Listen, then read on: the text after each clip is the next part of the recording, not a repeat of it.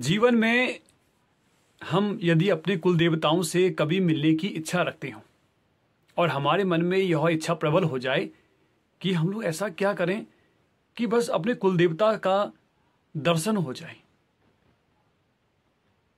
ऐसा कभी भी आपके मन में विचार जागृत हो तो आप लोग ये समझिए कि आपके कुल देवता की जो दृष्टि है वे बस आप पे अब पड़ गई। क्योंकि ऐसा कहते हैं कि उनकी यानी कि जो हमारे कुल देवता हैं उनकी इच्छा के बिना तो पत्ता भी नहीं हिलता। तो ये मान लीजिए कि अगर हम यह सोच रहे हैं कि हमें अपने कुल देवताओं के दर्शन करने की इच्छा है, उनको प्राप्त करने की इच्छा है, तो यह उनकी ही इच्छा से हो रहा है। अब वो चाहते हैं कि आप लोग उनका दर्शन करें, उनको प्राप्त करें, क्योंकि यह इच्छा सबकी तो होती नहीं, कोई ही होता है जो अपने को सामान्य जीवन से कुछ स्तर ऊपर उठाने का इच्छुक होता है। सभी ये नहीं कहते कि हमको अपने देवता से मिलना है, सभी की इच्छा नहीं होती कि हमको उनको प्राप्त करना है।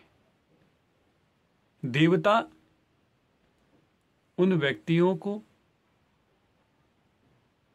अवश्य चुनते ही हैं, वह उनके मन में यह इच्छा जागृत करते हैं कि मुझे अपने देवता से मिलना है।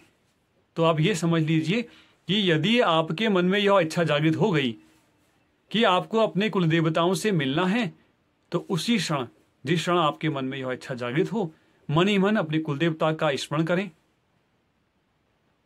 और उसके बाद यदि इच्छा जागृत हो ही गई है तो जीवन के यह 3 सूत्र, वे 3 सूत्र आपको आपके कुल देवता से अवश्य ही मिलाएंगे।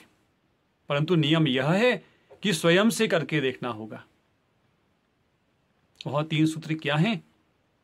पहला सूत्र आपका यह है कि अपने मन से सदैव अपने कुल देवता का स्मरण करना है। जहां भी जाएं, चलते फिरते, उठते बैठते, अपने कुल देवता का स्मरण करते रहें। दूसरा सूत्र, अपनी वाणी में आपके कुल देवताओं का भी स्मरण होना चाहिए। अब वो कैसे होगा? जब भी आप किसी से कोई बात करें, अपने कुल देवता को साक्षी रखकर उनका स्मरण करके ही उसको वह शब्द बोलें, वह वाक्य बोलें।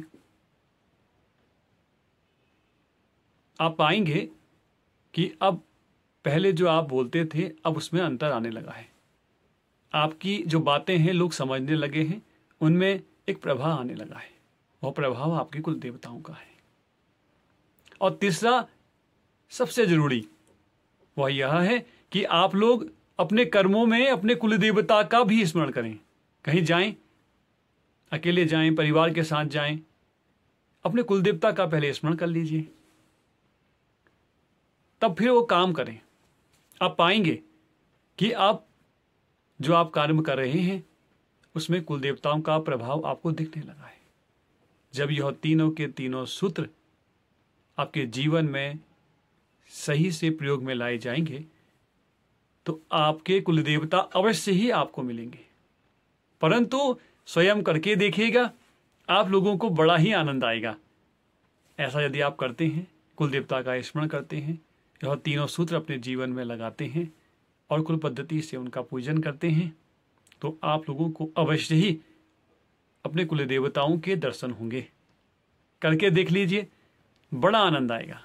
और साथ में आप दूसरे लोगों को भी बताइएगा, क्योंकि यदि दूसरों को आपकी किसी बात से आनंद आता है तो आपको और ज़्यादा आनंद की प्राप्ति होगी। करके देखिए।